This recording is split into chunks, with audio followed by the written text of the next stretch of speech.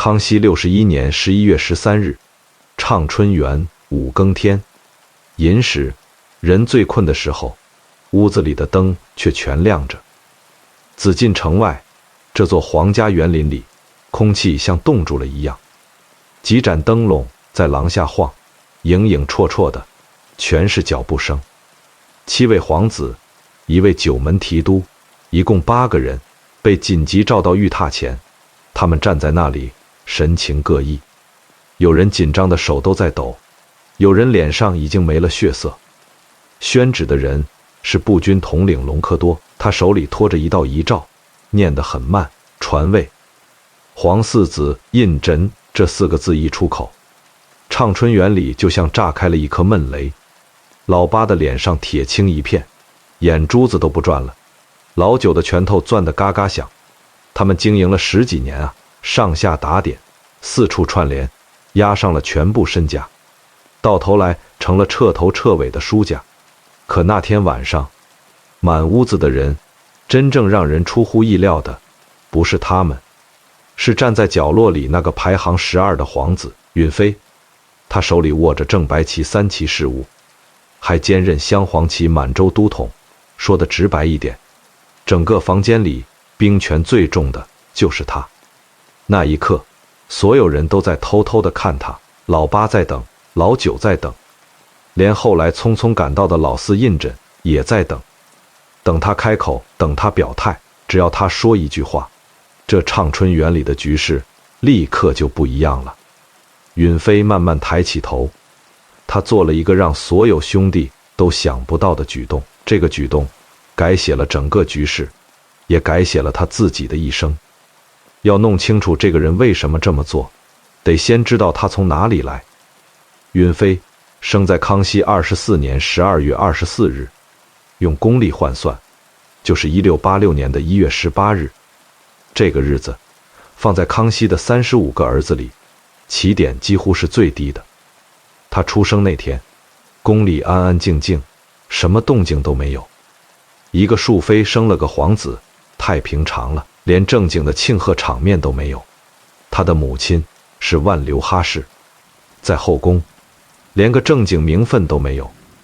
清宫里女人的等级从皇后、皇贵妃、贵妃、妃、嫔一路往下排，这位万流哈氏连嫔都够不上，只是一个没有正式封号的庶妃。说白了，身份就跟普通人家的小妾差不多。这个身份他足足顶了40多年，直到康熙57年，宫里大封后宫，58岁的万流哈氏才算是熬到了一个名号。定嫔，那依然是个不起眼的小位分。按清宫的规矩，位分在嫔以下的女子没有资格亲自养育自己的孩子，所以允妃一落地就被抱走了。母亲只能远远地看看别人带她的儿子。但接下来发生的事让所有人都没想到，康熙没有把这个小皇子交给哪个高位妃嫔，而是把他抱给了一个侍女苏麻剌姑。这在整个清宫历史里都没有过先例。按理说，抚养皇子的人至少也得是个嫔位以上的主子，一个侍女来带皇子说出去，实在不合规矩。可康熙就这么定了，因为这个苏麻剌姑不是一般人。苏麻剌姑原名苏沫尔，这是蒙古语，意思是毛制的长口袋，就是牧民搭在马背上的那种布袋子。名字起得随意，人却一点都不简单。她大约生于1612年，是科尔沁草原上一个贫苦牧民的女儿，10来岁就被选进贝勒府，做了2小姐布木布泰的贴身侍女。这位2小姐就是后来的孝庄文皇后。天命10年，布木布泰嫁给皇太极，苏麻剌姑就跟着陪嫁到了盛京。从那天起，她在这清宫里整整待了80年。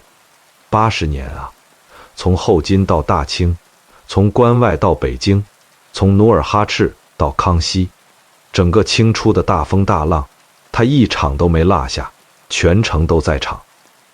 苏麻剌姑是个极聪明的人，学东西特别快，跟着孝庄学满语，写的一手漂亮的满文。崇德元年，朝廷拟定官服制度，孝庄推荐他参与设计。他做出来的方案，在继承传统的基础上，吸收了满汉蒙各族服饰的特点。后世的清宫服制一直沿用的是他那套底子，但他这辈子最重要的角色是帝师。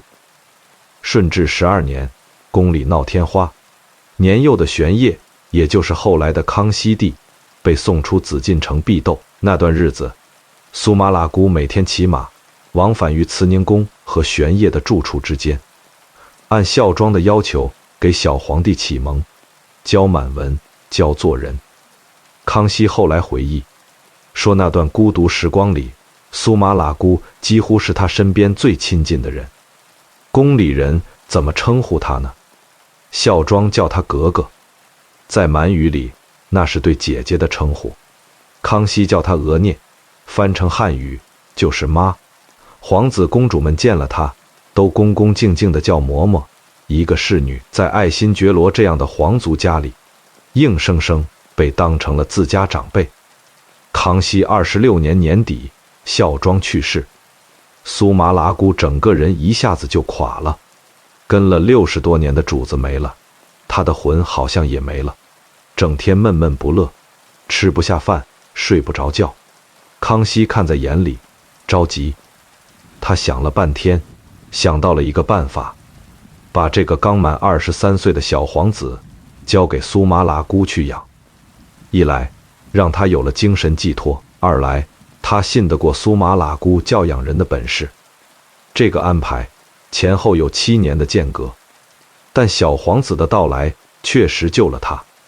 他把自己的全部精力都倾注到了允妃身上，像当年教康熙那样教他，不只是读书写字，更多是教他这座吃人的宫殿里到底该怎么活下去。苏麻拉姑见过的太多了，皇太极暴死，多尔衮和豪格差点打起来，顺治亲政，和母亲闹得不可开交，鳌拜专权，朝堂上人人自危。他把自己一辈子的经验反复讲给允妃听，告诉她一个道理：在皇宫里，锋芒太露的人结局往往最惨，不争不抢，不站队，不结党，把差事办好，把嘴闭紧。这是苏麻拉姑给允妃立下的规矩，一条一条立得清清楚楚。两人一起生活了将近20年。康熙44年8月，苏麻拉姑得了痢疾，每天腹泻10几次。康熙下旨让12阿哥日夜看护，允妃就守在榻边，衣不解带。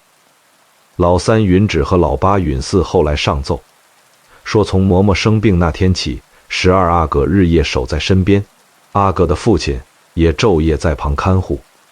9月7日，苏麻拉姑去世，享年大约93岁。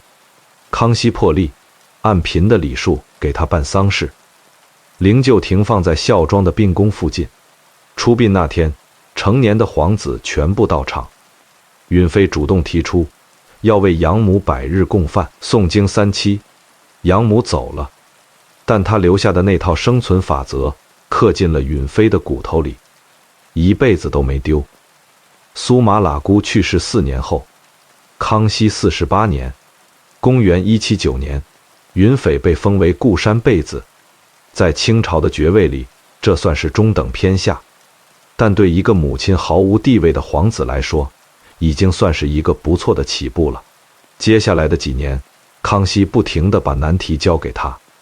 仁献皇太后的丧仪是交给他办的，裕亲王福全去世，后事也派他去料理。内务府的一堆烂账，统统归他管，连正白旗的满、蒙、汉3旗事务也交到了他手上。允妃一件一件的办，办得干净利落。康熙给了他4个字的评价：办事妥协。放到今天说，就是这人靠谱。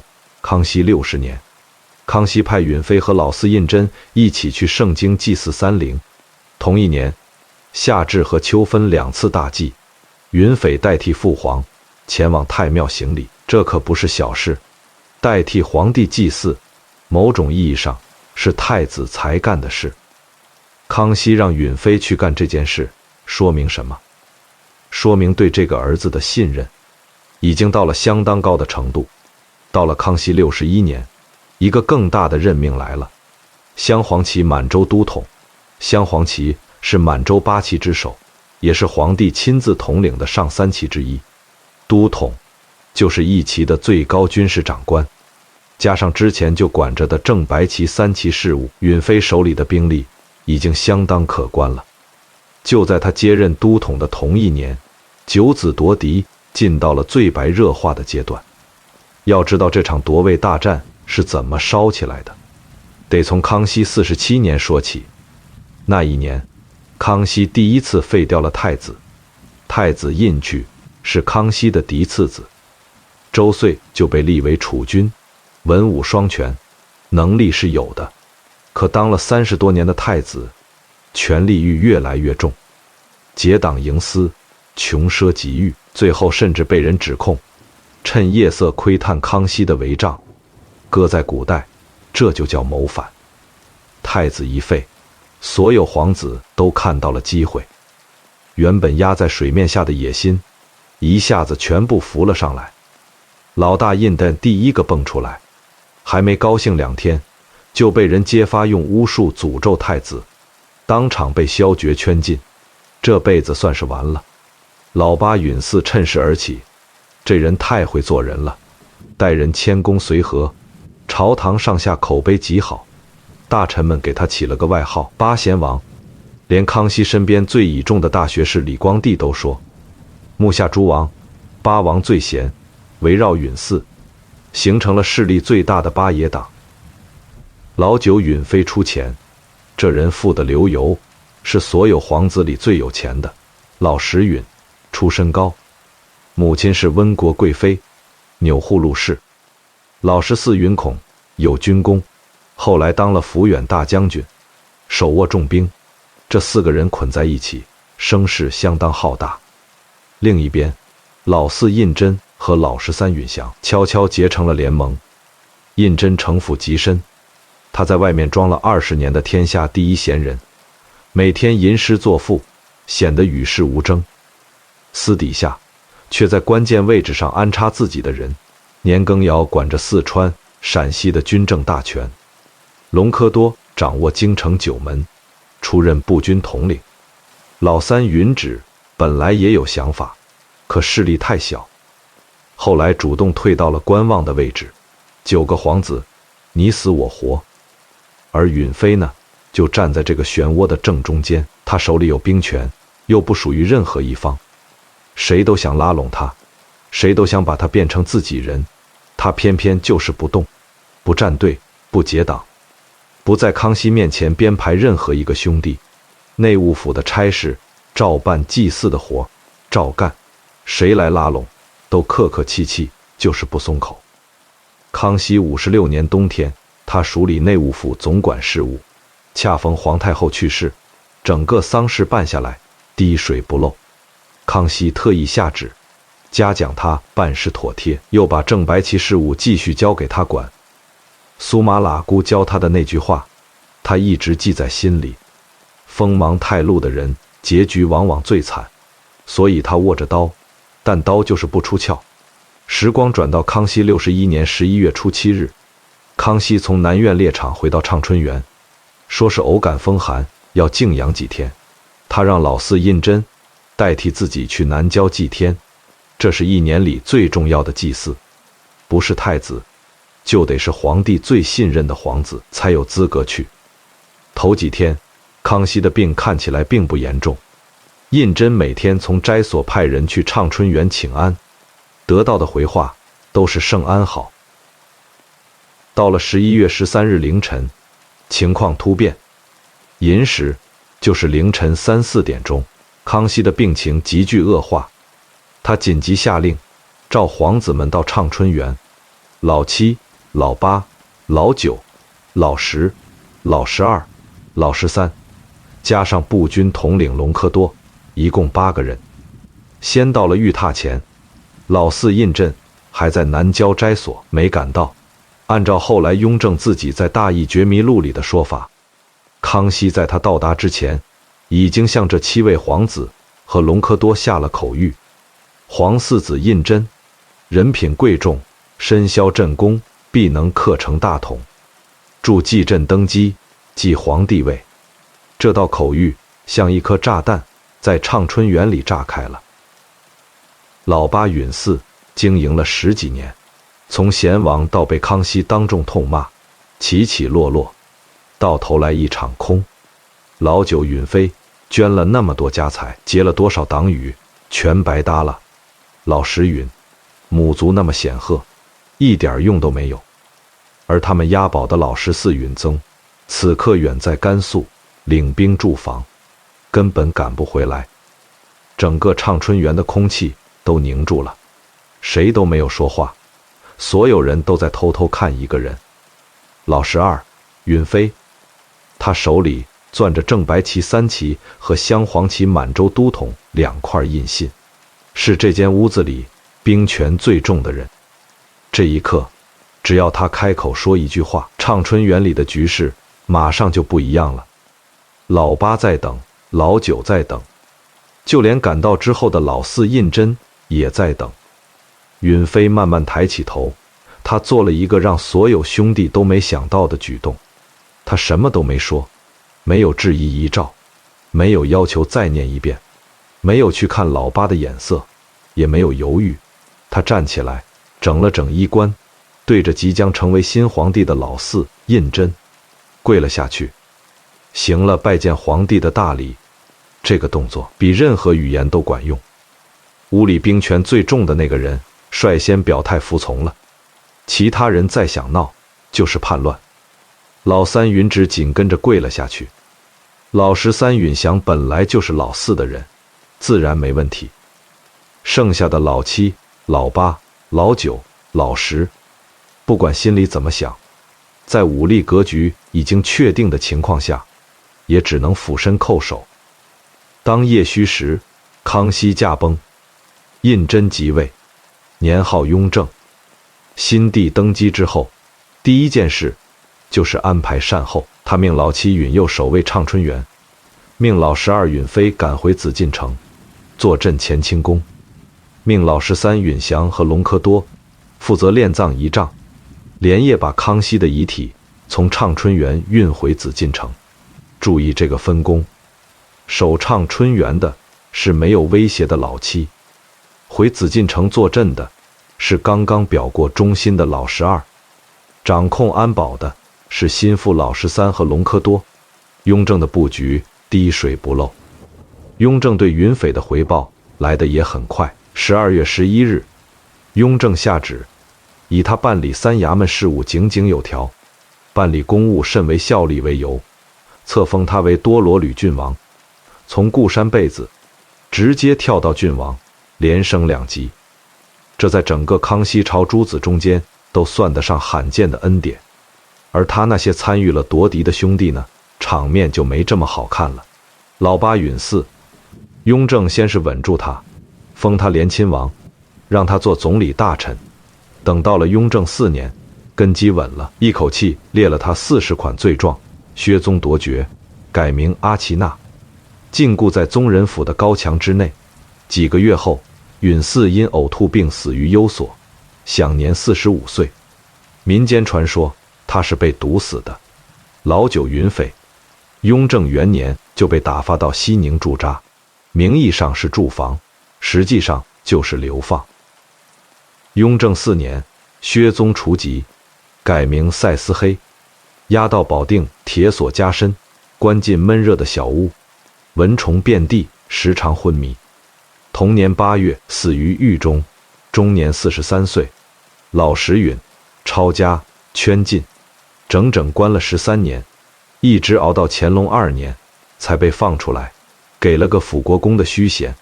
4年后病故，活了59岁。老14允闯，这可是雍正异母同胞的亲弟弟，照样不留情面，先被软禁在遵化景陵看守皇陵，后来被革去王爵，直接囚禁在景山寿皇殿，直到乾隆继位，才被放出来。老大胤康，康熙朝就因为诅咒太子被圈禁了，高墙里关了26年。雍正12年死去。老二胤煦，废太子，被禁锢在咸安宫。雍正2年死。老三允旨，因为和太子关系太近，被发配到马兰峪守陵，后来又因发牢骚，对老13之死不够悲痛，被夺爵圈禁，最后死在景山。参与夺嫡的9个皇子里头，真正善终的只有2个，一个是老4自己，另一个是老13允祥。允祥是雍正最铁的兄弟，封了怡亲王，权倾朝野。可惜身体不好，雍正8年就去世了，才45岁。在这张惨烈的成绩单里，允妃是最特殊的一个。她不是赢家阵营的人，也不是输家阵营的人，她哪边都不沾，哪边都不得罪。后来乾隆43年，乾隆觉得当年雍正对老8、老9的处罚太过分了，下旨恢复了他们的原名和宗籍。可人死了就是死了，名字改回来，人也回不来了。而允妃呢，在这场腥风血雨里毫发无伤，他成了一个在关键时刻做出了正确选择的旁观者。不过，雍正也不是对他就完全放心。雍正2年，宗人府弹劾允妃，说他办事不能尽力，要求夺爵。雍正批准了，把他从郡王降到了固山贝子。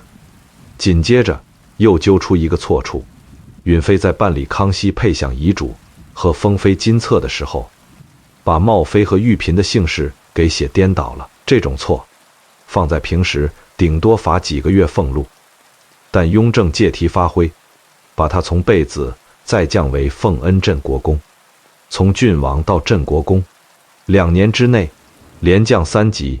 这是雍正的老手法，他对每一个兄弟都有疑心，即便你没参与夺嫡，他也要敲打你一下，让你知道谁才是老大。老5允琪没掺和党争，也照样被借故削了儿子的封爵。允妃没有抱怨，也没有求情，降就降了，该干活还干活。他不去找人说情，不写折子辩解，不在背后嚼舌头。苏妈拉姑教他的那套东西，在这种时候简直是救命的良方。你越急着表态，皇帝就越觉得你心虚，你什么都不做，反而让他找不到把柄。6年的冷板凳，允妃坐得稳稳当当。雍正8年5月28日，风向变了，雍正恢复了允妃的多罗吕郡王爵位。或许是经过6年观察，确认这个弟弟确实没有二心，又或许是他需要一个靠谱的人帮他干活。又过了5年，雍正13年8月，雍正帝驾崩，允妃又一次被推到了前台。新帝乾隆即位之后，第一道和允妃相关的命令是让他回宫，负责办理大行皇帝的丧仪。10月初5日，正式任命他管理礼部事务。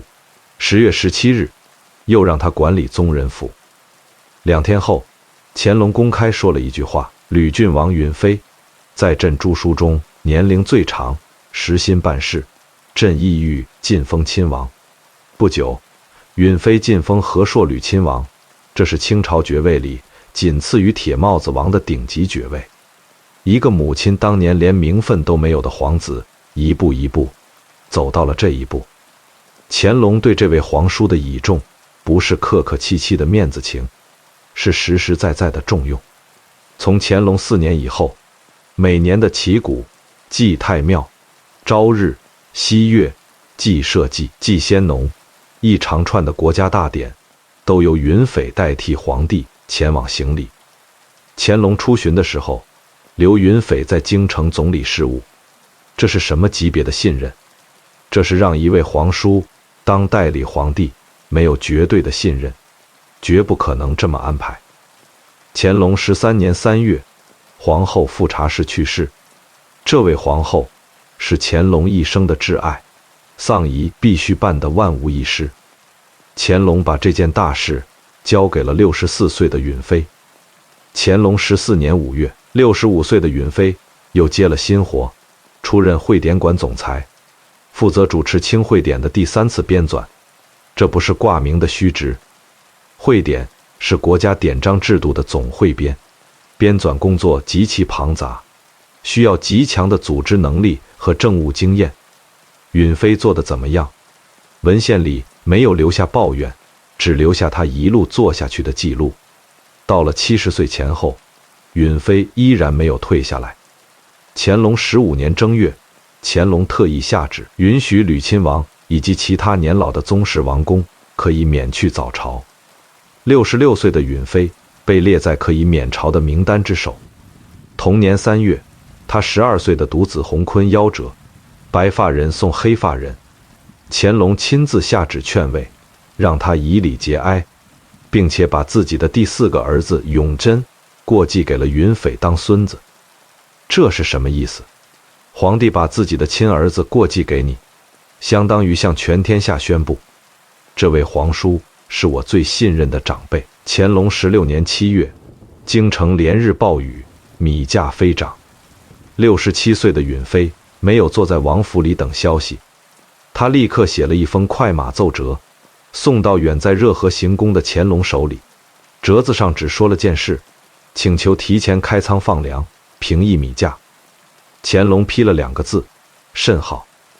第2年8月，乡试爆出舞弊大案，考官蔡石田和曹永祖收受贿赂，串通关节。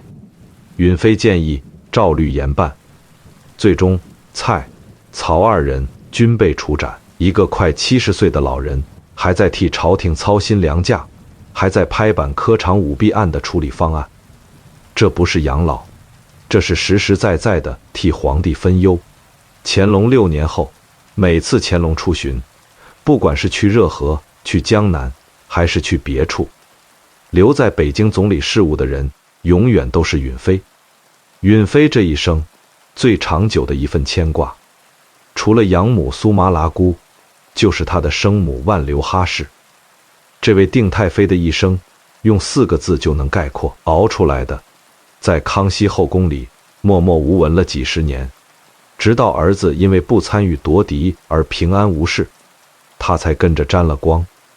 雍正朝没人为难他，到了乾隆朝，地位还越来越高。乾隆帝对这位前朝老太妃很尊敬，每逢宫廷宴会，定太妃总会被请到场。她是康熙后宫里最后的活证人，经历了康、雍、乾3朝，见过太多人起起落落。乾隆21年6月24日，已经72岁的允妃终于被免去了宗人府的差事，干了20多年，总算可以歇歇了。同年11月初4，乾隆亲自到吕亲王府看望定太妃。一个皇帝亲自登门探视一个前朝的妃子，这个规格已经高得不能再高了。乾隆22年4月初7日，定太妃万留哈氏去世，享年97岁。97岁啊！她比康熙多活了35年，比雍正多活了22年，成了整个清朝历史上最长寿的后妃之一。她为什么能活这么久？很大程度上就是因为她的儿子一辈子没惹事，不争不抢，不站队，不结党，母子俩就这么平平安安地度过了3朝。乾隆在谕旨里劝慰允妃，让她节哀顺变。73岁的老人送走了97岁的母亲，母子俩加在一起活了170岁。从康熙朝到乾隆朝，跨越了整整3个皇帝的时代。回头看万留哈氏的长寿和允妃的善终根子上，是同一件事。儿子没有卷进夺嫡，母亲就没有被清算的风险。老8允嗣的生母梁妃早就死了，老9允妃的生母宜妃在雍正朝受尽冷落，只有万留哈氏安安稳稳活到了97岁。最后走的时候，连皇帝都亲自登门看望过他。又过了6年，乾隆28年7月21日，允妃去世。乾隆给他的谥号是一个字，义，美德的义。宁寿，丧事由过继来的孙子永长穿孝承服100日，又命和亲王弘昼、皇五子永琪操办丧葬礼仪，最终葬于京师东直门外西各庄。后人称那里为12陵。他活了77岁，虚岁78，是康熙24个续齿皇子里活得最久的一个。允妃的王府在东直门北小街针线胡同。光绪26年，八国联军侵华，紧挨着吕亲王府的有一座东正教堂被义和团烧了，俄军报复，一把火把王府也给点了，府邸烧成了废墟。允妃的后人搬到了隆福寺西口马市大街，那里后来叫梯子府，建筑没了，但文献里的记录还在。故宫博物院的公开数据库里，至今能查到允妃的奏折和告明文书。她当年主持编纂的《清会典》，仍然是研究清朝典章制度最重要的文献之一。康熙35个儿子，能打仗的不少，会结党的更多，但论起活得最久、结局最好的，只有这个排行第12。母亲出身最低，从小被一个侍女带大的皇子。九子夺嫡那些年，他手里握着刀，但刀始终没有出鞘。乾隆28年，他下葬那天，和亲王弘昼和皇五子永琪都穿了孝。东直门外西各庄的那座坟촌，后人叫它12陵，墓碑上刻着一个字，义。此刻，请放下你心中的一些关于争与不争的思虑，也放下对输赢与得失的感慨。